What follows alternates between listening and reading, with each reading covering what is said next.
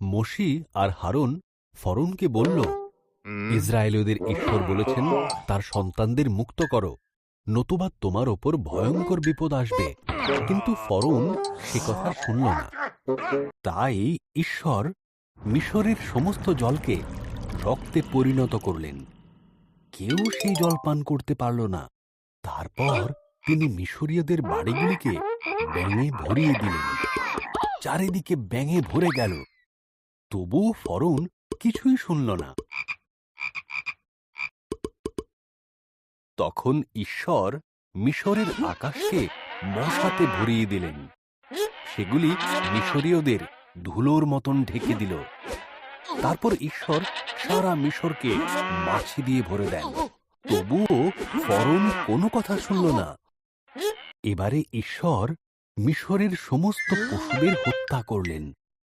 ঘোড়া, গাধা, উট, ভেড়া, গরু ও ছাগল সব পশু মারা গেল। তারপর ঈশ্বর মিশরীয়দের শরীর ফোঁড়ায় ভরে দিলেন। তবুও ফরৌন কিছুই শুনল না। ঈশ্বর শিলাবৃষ্টি ঘটালেন। এর ফলে মিশরের সমস্ত শস্য নষ্ট হয়ে গেল। এমনকি বার্লি ও ফুলের বীজও নষ্ট হয়ে গেল। এরপর তিনি পঙ্গপালের দল পাঠালেন, যা সমস্ত ফল খেয়ে ফেলল। তবুও ফরৌন কোনো কথা শুনল না। এবার ঈশ্বর সারা মিশরকে অন্ধকারে ঢেকে দিলেন। তবু ফরৌন কোনো কথা শুনল না। ঈশ্বর বললেন, আমি মিশরের সমস্ত প্রথম সন্তান ও পশুদের প্রথম সন্তানদের মেরে ফেলব।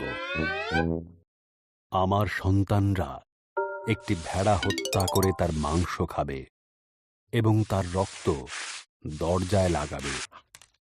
আমি সেই রক্ত দেখে সেই ঘরের পাশ দিয়ে বেরিয়ে যাব, আর সেই সমস্ত ঘরের শিশুরা মারা যাবে না।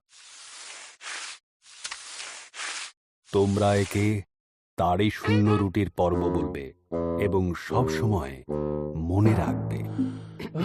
ইসরায়েলীয়রা ঈশ্বরের কথা শুনল, কিন্তু মিশরীয়দের প্রথম সন্তান মারা গেল। এমনকি ফরৌনের প্রথম সন্তানও মারা গেল। অবশেষে ফরৌন শুনল। সে ইসরায়েলীয়দের মুক্তি দিল।